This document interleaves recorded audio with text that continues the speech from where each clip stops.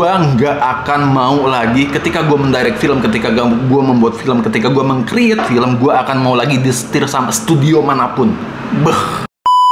Sutradara bernama David Fincher yang lahir tanggal 28 Desember 1962 di Denver, Colorado adalah seorang sutradara yang ternyata sejak kecil sudah menunjukkan minat besarnya terhadap pembuatan film. Karena pada usia 8 tahun, ini masih kecil banget, 8 tahun tuh masih kelas 2 SD mungkin ya, dia ternyata telah terinspirasi setelah menonton sebuah film yang berjudul Butch Cassidy and the Sundance Kid yang rilis tahun 1969. Nah, setelah terinspirasi dengan film tersebut, akhirnya Fincher mulai terinspirasi untuk membuat sebuah film, dan waktu itu masih kecil dia akhirnya membuat film dengan kamera Super 8, dan ini menjadi pondasi awalnya bagaimana dia akhirnya di depan nanti, di masa depannya menjadi sutradara yang sangat dikagumi oleh banyak orang, terutama mereka yang suka film-film dengan genre thriller dan misteri. Di video kali ini gue akan membahas segala hal tentang David Fincher. Let's check this out. Just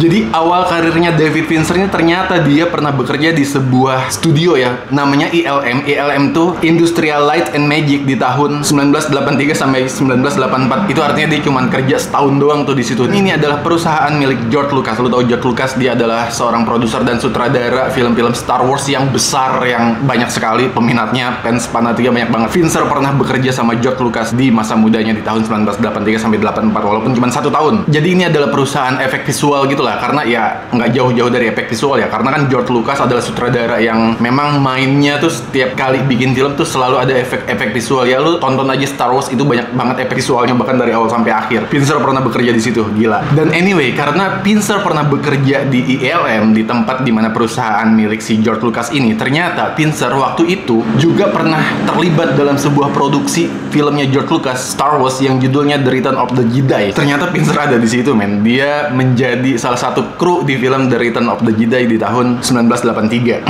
Masih muda banget berarti ya. Terus di tahun 1984, artinya dia masih kerja di situ nih. Jadi setahun setelahnya ketika dia menjadi kru ya di film Star Wars yang The Return of the Jedi, dia juga berkesempatan untuk bekerja dalam sebuah produksi film yang berjudul Indiana Jones and the Temple of Doom di tahun 84. Awal karirnya mantep banget nih. Awal karirnya ternyata David Fincher itu kerja atau menjadi salah satu kru di 2 film besar ini. Fincher nggak salah masuk industri, Fincher nggak salah masuk perusahaan berarti ya di awal karirnya ini. Dan anyway, walaupun begitu, walaupun dia telah menjadi salah satu kru dari 2 film besar ini, tapi anyway di tahun 84 setelahnya nih ya, 85, akhirnya dia memutuskan untuk keluar dari perusahaan George Lucas dengan alasan untuk mengejar passionnya sebagai sutradara. Tapi anyway, gue pusing juga di sini. Maksud gue, dia kan udah ada di industri film ya, dia udah terlibat gitu dalam 2 film besar. Tapi anyway, dia keluar dari ILM alasannya hanya untuk mengejar passion menjadi sutradara. Dia kan padahal di situ udah besar juga gitu, maksud gue ya itu tempat yang tepat menurut kita ya kan. Tapi anyway, dia punya alasan sendiri mungkin ya. Akhirnya dia keluar dari ILM dengan alasan untuk mengejar passion yang menjadi sutradara. Dan anyway, bener aja, karena di tahun 1984 juga sampai tahun 1902 sampai tahun 1992 ternyata Fincher memulai karirnya, debutnya sebagai sutradara, tapi bukan film nih, debutnya sebagai sutradara video musik. Dan video musik yang didirect sama David Fincher ini nggak main-main, karena dia mendirect video-video musik untuk Madonna, seorang aktris besar, seorang musisi besar yang siapa yang nggak kenal Madonna. Jadi di tahun 89 dia juga membuat video klip untuk Madonna yang judul videonya Express Yourself. Terus di tahun 1990 Fincher juga mendirect videonya Madonna yang judulnya Vogue. Nah, bukan cuman itu aja, Fincher juga memulai karirnya dengan menyutradarai beberapa iklan, dan iklan yang dia direct adalah brand-brand besar kayak Nike, Coca-Cola, dan juga Levi's. Ini aduh, kita nih ya, maksud gue kita sharing bareng-bareng aja. Kalau membaca atau mengetahui sejarah bagaimana sutradara-sutradara besar sekarang ini berkiprah gitu ya di industri film dunia, ternyata nih awal karirnya tuh gila gitu. Ternyata mulainya di sini ini enak banget sih. Anyway, kalau lu suka sama video-video seperti ini yang gue buat, please banget dukung gue dengan cara subscribe ya, dan jangan lupa share dan komen juga, like gitu. Oke, lanjut. Bukan cuman video klip Madonna aja yang dia direct, yang dia buat ya sama si Fincher ini, karena selain Madonna, dia juga membuat video klip musik untuk Michael Jackson, Aerosmith, dan juga George Michael. Dan waktu itu karena dia sudah banyak sekali membuat video musik, akhirnya Fincher dikenal sebagai sutradara yang visualnya tuh kencang banget gitu. Visual secara ketika dia membuat sebuah video musik gitu. Jadi itu Fincher tuh di tahun 89-an itu dia dikenal sebagai sutradara dengan visual yang mantep, yang kuat gitu, yang gitu, yang megang banget lah, nonjok banget, ngehook banget lah gitu kalau bahasa sekarangnya. Terus debutnya mana nih ya kan? Jadi kan di ILM dia kan cuman sebagai ya udah karyawan sebuah industri film gitu ya, karyawan di sebuah perusahaannya George Lucas. Terus dia keluar dari situ, dia mendirect beberapa iklan, walaupun iklannya juga besar-besar gitu ya. Terus juga dia ngedirect video klip gitu ya. Ya seperti teman-teman gue di dunia film lah, banyak banget yang mendirect video klip musik gitu ya, para musisi gitu. Nah, tapi Fincher kan belum bikin film, iya dong. Nah, debut film pertamanya, film panjang pertama yang dibuat sama Fincher, yang dia direct sama Fincher adalah sebuah film yang berjudul Alien 3. Ini adalah sebuah film yang franchise-nya udah gede nih di waktu itu sampai sekarang malah. Nah, itu dia ngedebut film pertamanya Alien 3 itu di tahun 1992. Dan fun fact-nya, ternyata Alien 3, film yang dia direct, film debutnya ini, film pertamanya Fincher ini ternyata mengalami kegagalan secara komersil maupun secara kritik. Alasannya mungkin bisa dibilang gitu ya, gue bisa share sama lo mungkin kegagalan dari Fincher mendirect film Alien 3 ini karena pertama, Fincher ada sutradara baru dalam mendirect sebuah film, apalagi ini adalah franchise besar, franchise terkenal gitu ya, Alien, siapa yang nggak tahu. Terus yang kedua, karena banyak sekali campur tangan studio yang ya istilahnya nih bahasa Sundanya ngeharewosin Fincher gitu ya, bikin Fincher jadi ribet ketika dia mau mendirect film. Si ini ngomong ini, si ini ngomong ini ya studio film lah, dia kan studio film kan bertanggung jawab terhadap hasil produksi film ya, dan mereka juga yang mendanai film yang didirect sama Fincher gitu ya jelas aja banyak sekali harewos yang datang ke Fincher gitu, sehingga pada akhirnya Fincher dianggap gagal dalam mendirect film Alien 3 ini. Anyway, kalau lu di industri film nanti memang ketika lu menjadi sutradara gitu ya, kalau lu bercita-cita menjadi sutradara memang sangat sulit gitu, tidak mudah maksudnya untuk mendirect sebuah film karena lu tidak bekerja sendiri, karena ada orang-orang yang di atas lu yang mendanai film lu gitu, dan lu harus berkompromis dengan mereka. Nah, Fincher juga mengalami kegagalan itu karena katanya banyak diharewosin sama studio film yang mendanai film Alien 3 ini. Iya, filmnya gagal di box office, terus ya secara kritik juga banyak yang mengkritik filmnya. Jadi ya udah, ini film gagal, film pertamanya Fincher yang dianggap gagal gitu. Ini awal karir loh. Dan karena kegagalannya itu, Fincher waktu itu bersumpah, Fincher bersumpah bahwa gua nggak akan mau lagi ketika gua mendirect film, ketika gua membuat film, ketika gua meng-create film, gua akan mau lagi disetir sama studio manapun. Sumpahnya tuh berat banget, men. Dia tidak akan mau bikin film nextnya ya setelah Alien 3 kalau misalkan studio ikut campur tangan berlebihan terhadap karyanya ini. Prinsipnya David Fincher gila, men, keren. Tapi itu prinsipnya dan itu sumpahnya dia, karena dia menganggap bahwa ketika dia terlalu banyak disetir, terlalu banyak orang yang harewosin kupingnya gitu ya untuk melakukan ini dan itu, sehingga kreativitas Fincher tuh dikekang gitu, sehingga dia bersumpah untuk gua nggak akan mau bikin film kalau misalkan disetir terus sama studio. Pokoknya ya intinya Fincher pengen punya kebebasan penuh ketika membuat film lah. Nah, terusnya di tahun 1995 akhirnya Fincher mendirect sebuah film yang judulnya, tebak, Seven. Itu adalah sebuah film thriller yang ternyata makin melejitkan namanya. Ini adalah film pertama dia, film pertamanya Fincher yang melejitkan namanya. Ini adalah sebuah film misteri thriller yang pemerannya adalah Brad Pitt dan Morgan Freeman. Ini adalah sebuah film yang quote-nya tuh kental banget. Jadi ada di ending film ini, di ending film Seven, lu akan mendengar quote yang bunyinya nih, sebuah dialog yang bunyinya, "What's in the box? What's in the box? What's in the box? What's in the box?" Itu kata Brad Pitt. Ini film yang fenomenal, film yang membekas, yang menakutkan, yang bikin ngeri, yang bikin mimpi buruk ketika lu menonton film ini, karena ini tentang Seven Deadly Sins juga. Filmnya gelap, misteri, dan ini adalah film yang melejitkan nama Fincher. Film pertama yang melejitkan nama Fincher, dan yes, ternyata benar secara sumpah, secara prinsip. Ketika Fincher bilang dia tidak akan mau disetir oleh studio ketika membuat sebuah film karena tidak ada kebebasan, akhirnya Fincher melakukan itu di film Seven. Fincher akhirnya berhasil. Dan di film ini juga, di film Seven ini juga, akhirnya David Fincher dikukuhkan sebagai sutradara thriller psikologis terbaik di masa itu. Man. Jadi, Jadi kalau misalkan kita percaya terhadap diri kita bahwa kita bisa melakukan sesuatu, dalam hal ini bisa mendirect sebuah film gitu ya, dengan kebebasan penuh gitu ya, berhasil gitu. Tapi anyway, emang harus punya kepercayaan penuh kayak Fincher gitu ya. Lu harus mencontoh itunya sih.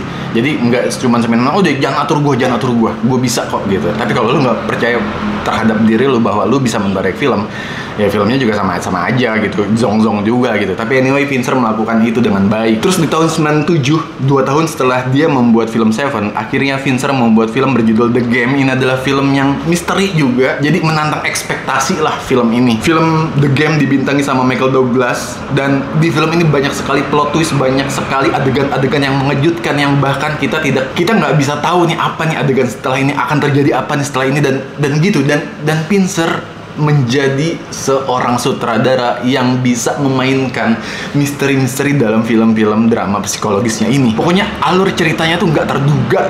Ini gila sih The Game nih. Oh, gila. Meskipun film The Game tidak sebesar Seven ya, film pertamanya ini, film kedua tuh Seven ya. Tapi tetap The Game walaupun tidak sukses secara komersial, tapi secara kritik ini adalah sebuah film yang diagung-agungkan lah, dipuja-puji sama banyak kritikus dan penonton film. Terus di tahun 1999, 2 tahun setelah film The Game, akhirnya Fincher juga membuat sebuah film dengan judul, lu udah tahu semua lah, ini adalah film berjudul Fight Club yang terkenal banget, banyak house-nya, banyak merchant-nya, banyak sekali posternya ya, berseliweran di mana-mana. Jadi kalau lu suka nonton film yang agak-agak side stream gitu ya, lu pasti udah tahu atau udah pernah denger ada film Fight Club gitu ya. Nah, ini adalah film yang dibuat sama David Fincher. Dan ternyata Fight Club adalah sebuah film yang gagal menjadi box office di bioskop. Tapi anyway, setelah Fight Club dirilis menjadi bentuk DVD, waktu itu kan DVD banget ya, kalau sekarang kan streaming. Akhirnya ketika dibuat ke dalam bentuk DVD, Fight Club menjadi viral waktu itu, dan ternyata banyak dipuji sama banyak orang dan kritikus film. Dan lagi-lagi di film Fight Club, akhirnya David Fincher men-trademarkkan dirinya sendiri, dianggap sebagai sutradara yang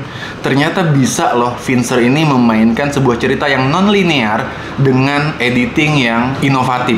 Jadi lu kalau ngeliat Fight Club, lu kerasa banget lah bagaimana Fincher mulai mengukuhkan dirinya, men-trademarkkan dirinya sebagai sutradara yang nggak main-main. Terus tahun 2002 dia juga membuat film Panic Room yang mainnya tuh Jodie Foster. Ini menjadikan David Fincher ternyata juga bisa menjadi seorang sutradara yang bisa memainkan ketegangan dalam ruang sempit. Ini gila banget, lu harus nonton juga Panic Room. Terus di tahun 2007, 5 tahun setelahnya, dia membuat film berjudul Zodiac. Ini adalah sebuah film yang bercerita tentang serial killer yang menamakan dirinya sebagai Zodiac. Dan ternyata di tahun 2007 itu ketika Zodiac rilis ya ke publik, ternyata Zodiac adalah film yang diremehkan waktu itu secara umum. Dan lagi-lagi walaupun Zodiac ini film keren banget, lo harus nonton. Tapi anyway, walaupun Zodiac ini gagal gitu ya secara box office, tidak mendulang profit yang tinggi banget gitu ya, tapi anyway, film Zodiac dianggap film terbaiknya David Fincher sampai hari ini. Wow. Jadi ya kesuksesan film di bioskop ya secara box office gitu ya, blockbuster gitu ya, tidak berbanding lurus dengan bagusnya film tersebut. Jadi mungkin ada film bagus yang memang tidak sukses secara komersial, tapi secara kritik bagus gitu. Banyak yang memuji film-film itu, termasuk filmnya David Fincher ini yang judulnya Zodiac. Nah, terus di tahun 2008 lagi-lagi David Fincher melakukan gaya baru dengan sebuah film yang dia direct berjudul The Curious Case of Benjamin Button, yang mainnya juga Brad Pitt. Ini adalah film dengan cerita yang menarik, unik, dan mind blowing lah kalau menurut gue.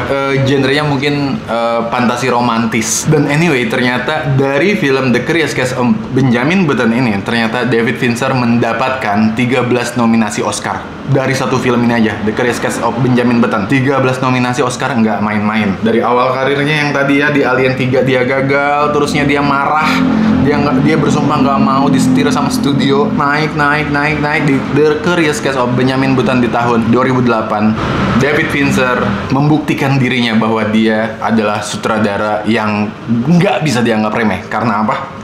Banyak hal, salah satu faktornya adalah 13 nominasi Oscar untuk film ini. Terus di tahun 2010 dia membuat film The Social Network. Ini adalah sebuah film tentang Mark Zuckerberg, pendiri dari Facebook. Lu kalau mau tahu bagaimana Mark Zuckerberg si pendiri Facebook ini ya, yang sekarang punya Meta ya, lu bisa nonton filmnya David Fincher yang judulnya The Social Network. Ini adalah sebuah film yang dianggap berhasil secara global. Dan di film ini juga, di The Social Network, Fincher mendapatkan penghargaan sebagai sutradara terbaik di acara Golden Globe. Nggak cuman itu, lewat film ini juga dia juga dinominasikan di Oscar. Terus di tahun 2011 dia juga membuat film The Girl with the Dragon Tattoo. Terus di tahun 2014 dia membuat film thriller psikologis lagi yang judulnya Gone Girl.